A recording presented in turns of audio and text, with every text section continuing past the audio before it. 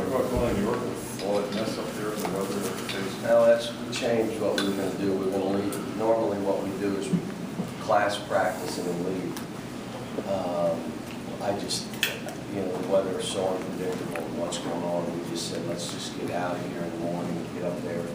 We'll practice in the Barclays Center in there, the practice court, on the court. We didn't have Ryan get some sort of flu or something yesterday, did not practice. Julius took the day. We're just trying to make sure his leg, there was nothing structurally or anything wrong, so he didn't practice. So yesterday, Ryan, Jared looked pretty good. I think Jared would be fine if we had to play him. The other guys went pretty hard, but we are what we are right now. How much better do you think you might be by Friday, just to see progress? Again, they're a team that tries to post the ball. They run a lot of screens.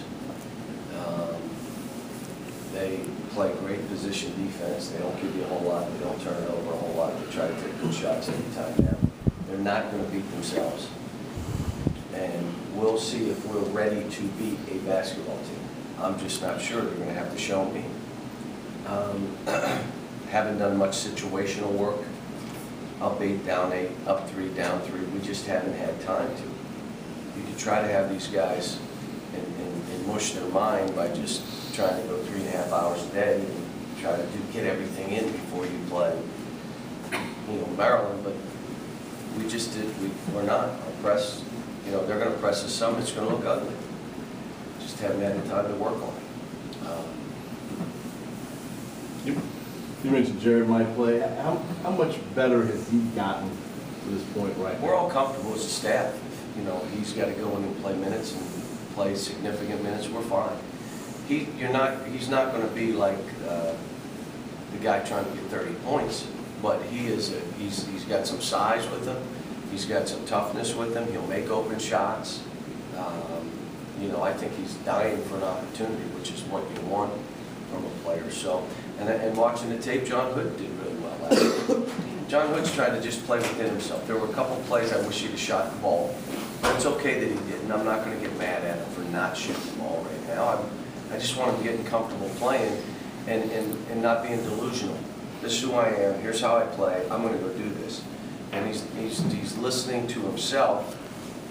And now all of a sudden, you're comfortable putting him in the game. He can help us. How can he help you guys? Well, he played hard. He played steady. He'll go rebound balls. He can make a 7-foot shot. He can make an open 3 if you give it to him. You can't just say we're not going to play him. He can make that. So we do a shooting drill. The kid's making 50-some threes every time we do the drill. Now, we practice, and I'm on him because his percentage is low from the 3. And I say, how could you make 50? And then when we start playing, do what you're doing. It's all in your mind. It's not anything else.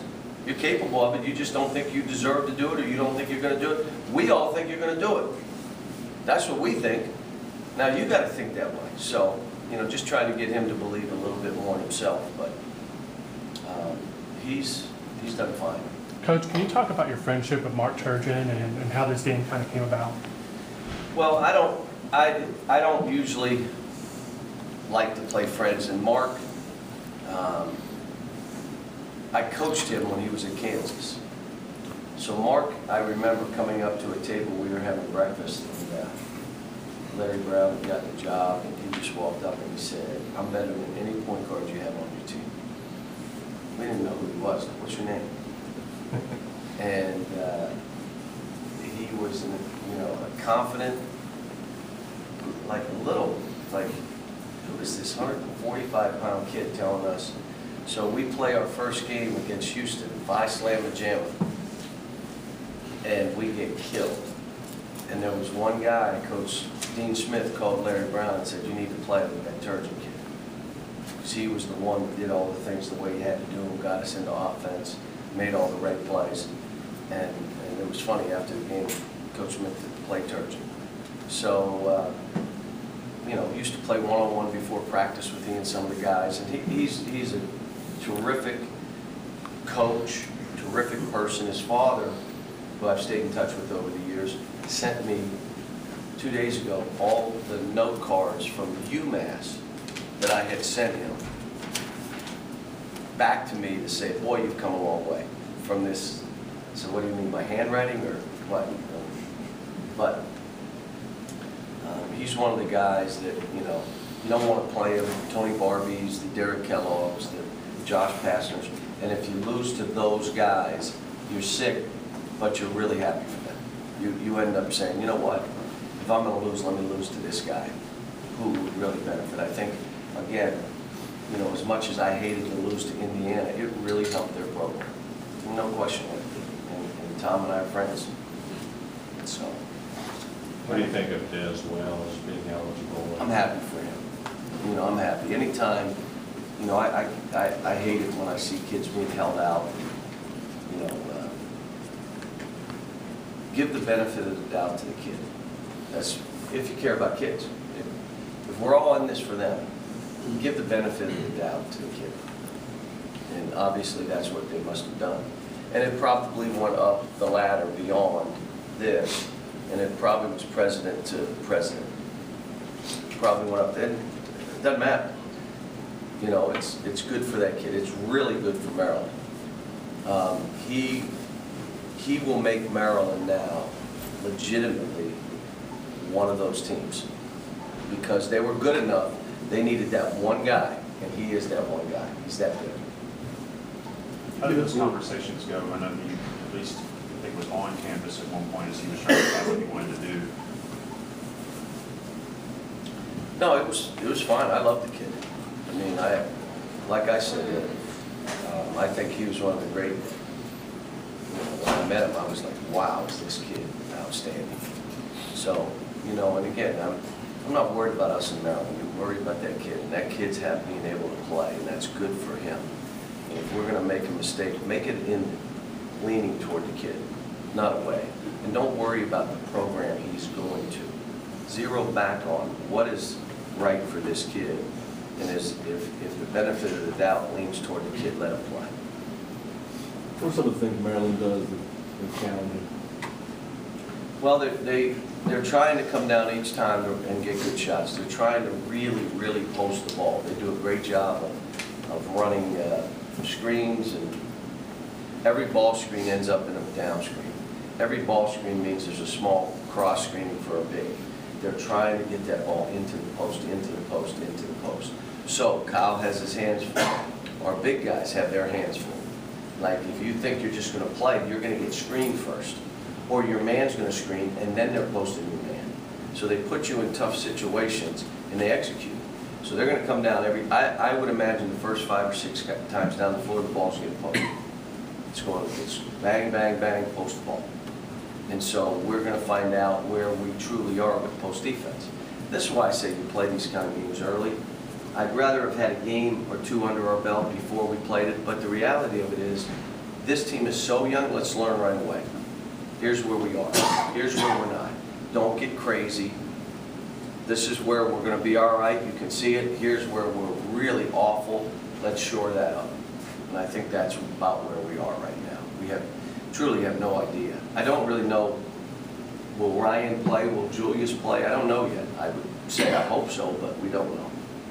Who's the point guard, John? If worst case scenario, Ryan and You have Archie and Jared. You have enough. I mean, it's not like we don't have enough at point. Just you're limited players.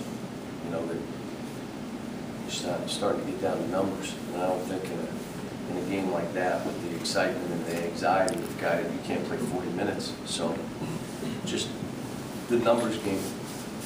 This is 3 out of 4 years you've played in New York in the regular season. Is that something you're going to try to do most years? Well, they've asked us to. I mean, the Garden's mad that we're playing in the Barclay. I mean, they're mad, and I think they would like us in there every day. I think, they told me yesterday they sold out the building. They sold the tickets. So, obviously, for us to go to New York and sell out the building, you understand they want us up there. Now, it's not as though we're just recruiting New York or New York City, that we have to go up there. I mean, but it's, you know, it's a good trip. Just hope it's not snowing like it is this time. This is gonna be crazy. Do you do anything extracurricular with the guys being new? I don't think we're gonna have enough time, and I'm not gonna drag them around the city, because I just don't know what the transportation's like. I may take a trek tomorrow morning to go either to Queens or maybe to Staten Island if I think I can get there and back and not waste a whole day, because obviously we play that night, we have a shoot around that day. But I'm just, you know, what we did last night, you know, raising $500,000, and at the end of the day, the check may be presented, maybe nearly $1 million, maybe $1 million, because of Papa John's, because of the auction stuff. So, again, doing that, I'd like to say, well, tell me what you're doing here, American Red Cross. We're giving you $1 million. What are you doing? Where, you know, so I may do some of that. I may not have time. I may come back and do it later. And let me thank all, you think about it, our state is one of the poor states. Louisville didn't even run the telephone. Wasn't even running Louisville. We raised $500,000. And then all of a sudden, we're giving a check for $1 million from this state, from basically this city, from Hazard, from Louisville did not run it. So the word got out through the social media and all the other stuff, and people basically gave over $200,000. And then we match it, and then you do the auction, then you do the, all of a sudden you start looking around and say, my goodness, you raised $1 million. And did it. Wasn't an all-day auction. Do you know how long when we did Haiti, how long did that auction go? 4 hours. This was 1 hour, and then we went to CW for an hour in the computer.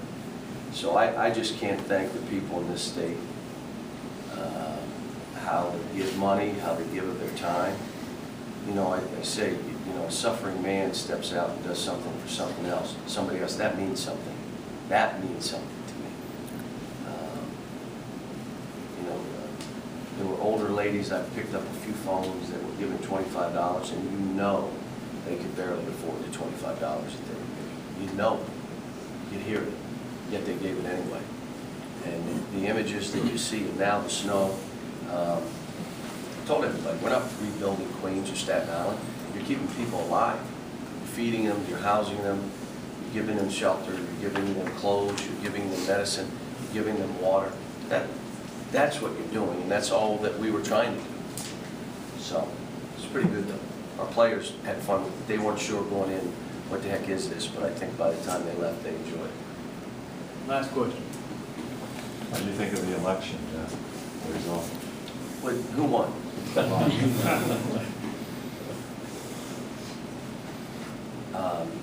Govern for everybody. You know, I kept a little eye on it. I got so much stuff going on right now that I think I went to bed having an idea. I turned on the TV and saw it. And, you know, I just tell you, we got issues in the country and people got to come together. Kind of like we did last night on this telethon. You got to come together. Reach your hand across the aisle and say, we need each other. Let's go. We can't do this alone. And that's what's happening in New York right now. There's no way they can do this alone. They need everybody's hand. And it's not asking for a handout.